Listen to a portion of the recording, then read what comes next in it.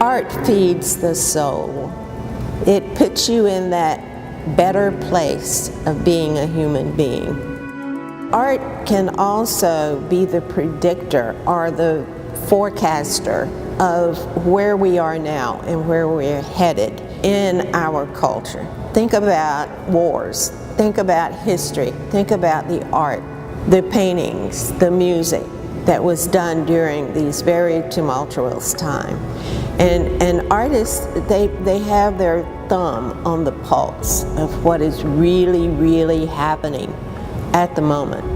But they can also make, as you say, these beautiful things that really makes us feel good about being a human being. I think I was just born an artist. I was one of those kids that in class would sit behind another child and do drawings. I was an artist to begin with. That was my career. I was teaching art, and then I began working for an art gallery and became the director of that gallery and started working with a lot of artists and realizing that they too needed opportunities. When I left the gallery, I started my own consulting business and began working with corporations and private collectors and saw opportunities there to really support the community. One of my collectors was CGR Advisors, and when they decided to downsize, we had built a collection of Georgia artists, more than 250 works of art. I started lobbying with the president of the company, David Golden. Let's start a museum. Took a while, they warmed up to it, they donated the collection, and David Golden became our founding benefactor.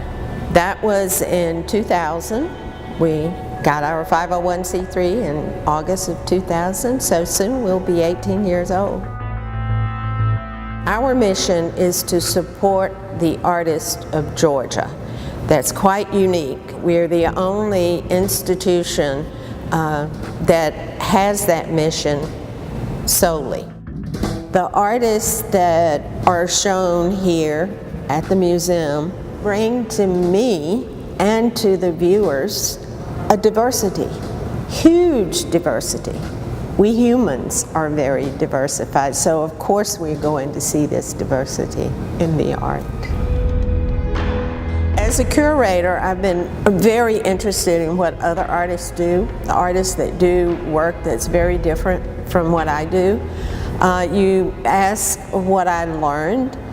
All through the years working with other artists and teaching, I have learned the ways that artists can express themselves in very, very different materials, different styles, and you really learn that there's quality in many different directions of expression. I'm just amazed that we were able to do this. It's a real museum. It's small, but it's a really well-organized and functioning museum. And the vision for it, I see it growing. I see it becoming more and more important. And I think it's found its niche. It was needed here.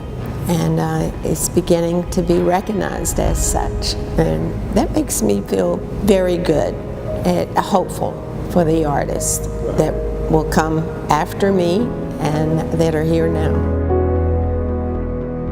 What I really want to acquire for MOCA GA is our permanent home, a home of our own. And I'm working really hard to make that happen.